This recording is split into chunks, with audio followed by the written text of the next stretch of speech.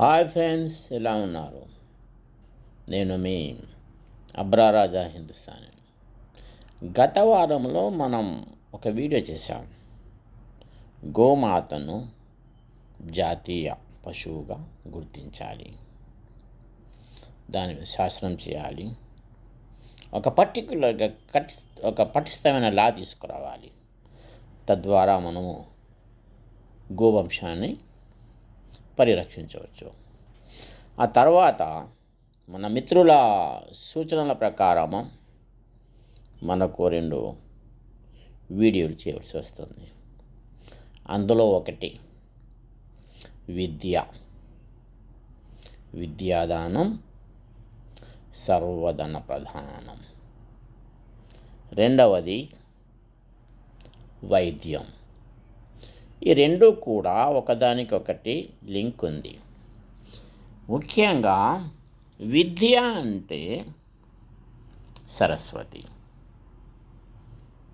సరస్వతితో పాటు లక్ష్మి కూడా మనకు కావాల్సింది. అందుకే తెనాలి రామలింగాన్ని మనం వికట కవి అన్నాం. వికట కవి, ఎటు చూసినా వికట కవిగానే వస్తుంది. ఇటు నుంచి అటు, అటు నుంచి ఇటు, ఎలా మీరు చదివినారు కూడా. అలాగే మనకు కూడా లక్ష్మీ సరస్వతి 2 ముఖ్యమే. విద్య కంపల్సరీ. విద్య లేకపోతే మనం ఒక వింత పశువుగా మారిపోతాం. ప్రస్తుతం సమాజంలో జరుగుతున్నది అదే. మనం వింత పశువులుగా మారుతున్నాం. సోదరాభావాన్ని మరిచి కొట్లాడుకుంటున్నాం. ఒకరిద్దరిని కొట్టుకుంటున్నాం. అందుకే మీకు ఇంతకుముందు తెలిసే ఉంటుంది. మొదటిసారి చెప్పాం భర్తృహరిది. నా చోరహార్య నా రాజహార్య నా భాతృభాంజ నా పారాకారి వివేకృతే వర్ధతి యవనిత్యం విద్యాధనం సర్వధన ప్రధానం. విద్య దదాతి వినయం వినయాద్యాతి పాత్రత్వం పాత్రత్వాబ్ద నమాప్నోమి తతద్ధర్మ తతత్ సుఖం. అలాగే పూజల్లో కూడా హైందవ సంప్రదాయం ప్రకారం సరస్వతి నమస్తుభ్యం వరదే కామరూపిణి విద్యారంభం కరిష్యామి సిద్ధిర్భవతు మే సదా. కాబట్టి మన ప్రభుత్వాలు విద్యను, వైద్యాన్ని, ఇటు ఎడ్యుకేషన్ను అటు వైద్యాన్ని 2ను కూడా ఉచితం చేయాలని 2వ సూచన. ఎస్, మీరు కరెక్టే వింటున్నారు. నేను కరెక్టే చెబుతున్నాను. విద్య అనేటువంటిది ఏ ఒక్కరి సొత్తు కాదు. దేశాభివృద్ధికి ఇది మూల స్తంభము, మెయిన్ బేస్, విత్తనం లాంటిది. కాబట్టి ఎంత పెద్ద వటవృక్షమైన విత్తనము లేకుండా అంత పెద్ద స్థానాన్ని ఆక్రమించజాలదు. అలాగే విద్య లేకుండా ఏ దేశము కూడా అభివృద్ధి చెందదు. కాబట్టి KG to PG free education, దానితో పాటు ఇంజనీరింగ్, మెడికల్, ఐటీ సెక్టార్, ఈ 3టిని కూడా కంపల్సరీ ఫ్రీ చేయాలి. దీనితో పాటు 100% ఎడ్యుకేషన్ మస్ట్ అండ్ షుడ్ వేమనాచి. చదువు కంపల్సరీ, తప్పనిసరి. చదువుకొని వాడిని పట్టుకొని కఠినంగా శిక్షించి మరీ విద్యను అందించాలి. అతని భవిష్యత్తు మన మీదే ఉంది. ఇలా విద్య ప్రతి ఒక్కరికి లభ్యమైతే కొట్లాటలు ఉండవు. దేవాలయాల పేర్లతో, మసీదుల పేర్లతో, మేకల, గోవుల, పందుల పేర్లతో కూడా మనం కొట్టుకు వస్తున్నాం. చూడండి ఎంత దుస్థితి జరిగింది.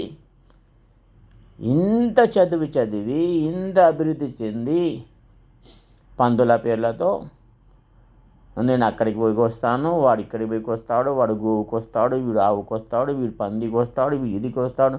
అరే బాబు, అభివృద్ధి ఎలా చెందుతావురా? ఇది ఆలోచించు. ఎవరో చదువుకొని మూర్ఖుల రాజకీయాలకు మనము బానిసలవుతున్నాం. మెరిసేదంతా బంగారం కాదు.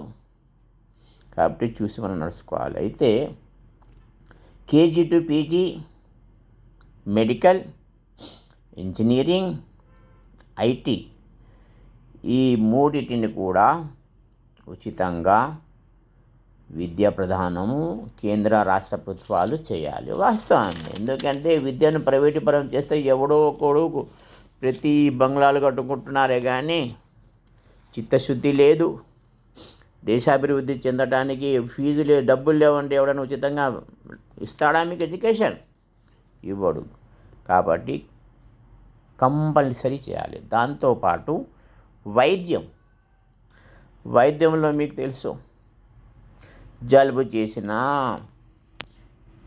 దగ్గు వచ్చినా, తలకాయ నొప్పి వచ్చినా, కడుపులో నొప్పి ఇలాంటిది ఏమైనా అనుకున్నా, అజీర్తి అయినా, కాళ్ళు చేతులు ఏమైనా నొప్పులైనా వైద్యుని దగ్గరికి వెళితే ఇది ఏదో ఉన్నట్టే ఉంది, నువ్వు వెళ్ళి పరీక్షలు చేయించుకోరా. ఏమేమి పరీక్షలు రాస్తావు నాయన? జలుబు చేస్తే జ్వరం వస్తే ఓ పని చేయనాయన, బ్లడ్ టెస్ట్ చేయించు, యూరిన్ టెస్ట్ చేయించు. నాకు కొద్దిగా సందేహం ఉంది, నీ ఇటు ఛాతీ మీద ఏదో ఉబ్బసం ఉన్నట్టుంది, ఎక్స్రే కూడా చేయించుకోరా.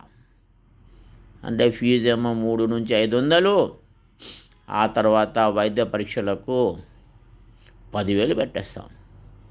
ఎందుకంటే ప్రాణం అంటే ప్రతి ఒక్కరికి అదే ఇక్కడ బిజినెస్ చేసుకుంటున్నారు. అలాంటి వ్యాపారాలు ఇక మనం సాగనివ్వకూడదు. ప్రభుత్వం ఒక చట్టం తీసుకురావాలి, ప్రతిదీ ఫ్రీ చేయాలి, లేకపోతే పటిష్టమైన ఏర్పాట్లు చేయాలి. ఈ విధంగా సమస్య పరిష్కరించగలుగుతాం. కాబట్టి ఆలోచించండి, మీరు కూడా ఆలోచించండి.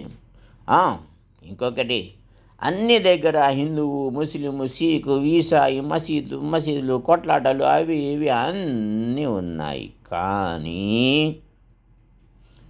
పేదవాడు, ధనవంతుడు అనే తారతమ్య భేదము ఒక్క దగ్గర లేదు. ఎక్కడ లేదు? హాస్పిటల్లో లేదు. నువ్వు పేదవాడివైనా, నువ్వైనా, డబ్బు తెచ్చావా, నువ్వు మనీ చేస్తాను నీ పని అన్నాడు వైద్య సంస్థ అధికారి బుర్రతో ఆలోచించుకొని. కాబట్టి డబ్బు ఉంటేనే ట్రీట్మెంట్, లేకపోతే లేదు. డెడ్ బాడీలో కూడా ఈ మధ్యలో ఏం చేస్తున్నారంటే కిడ్నీలు మాయం చేసేస్తున్నారు, గుండెకాయ మాయం చేసి అమ్మేస్తున్నారు. ఇవన్నీ మనకు తెలిసిన విషయమే. కాబట్టి ప్రభుత్వము కఠినాతి కఠినమైన చర్య తీసుకొని వైద్యాన్ని ఉచితం చేయాలి, అందరికీ అందించేలా చేయాలి, ప్రతి ఒక్కరికి అందించేలా చేయాలి. 1 విద్యారంగము, 2 వైద్య రంగము. ఈ 2 కూడా 2 చక్షువుల మాదిరిగా, 2 నేత్రాల మాదిరిగా మనకు. కాబట్టి ఈ 2 ఉచితంగా చేస్తే ప్రతి ఒక్కరూ అందరినీ గౌరవిస్తారు, ప్రభుత్వాన్ని గౌరవిస్తాం, ప్రభుత్వాన్ని పూజిస్తాము కూడా. ఎందుకంటే ఇలాంటి చట్టాలు తీసుకొస్తే మంచిది. ఈ కొట్లాటలు, కొట్టుకోండి, చావండి, ఒకరినొకరు పొడుచుకోండి, ఈ ధర్మం గొప్పది, ఆ ధర్మం కాదు, ఆ ధర్మం గొప్పది, ఈ ధర్మం కాదు, ఈ కులం గొప్పది, ఆ కులం కాదు, ఆ కులం గొప్పది, ఈ కులం కాదు. ఎవడు చూశాడు ఏ కులం గొప్పదో? ఎవరికి తెలియదు. భగవద్గీత మీకు శ్రీమద్ భాగవతం మీరు చదివి ఉంటారు. ఇందుగలడందు లేడని సందేహము వలదు, చక్రీ సర్వోపగతుడు ఎందెందు వెదకి చూసినా అందందే గలడు దానవాగ్రని వింటే. శ్రీమద్ భాగవతంలో మన పుణ్యగ్రంథాల్లో ఉన్నాయి. వాటిని మనం అనుసరించాం. వాటి గురించి మనకొద్దు. ఈ చదవని పనికి మేళ నాయకుల మాటలే వింటాం మనం. కాబట్టి awareness, education is must. All next అందరూ కలిసి విద్య కోసం, ఉచిత వైద్యం కోసం నా ఈ సూచనలు ఎలా ఉన్నాయో, నా మిత్రులు అందించిన సూచనలు నచ్చితే లైక్ అండ్ షేర్ చేయండి. మీ అభిప్రాయాలు కూడా నాకు చెప్పండి. నమస్కారం.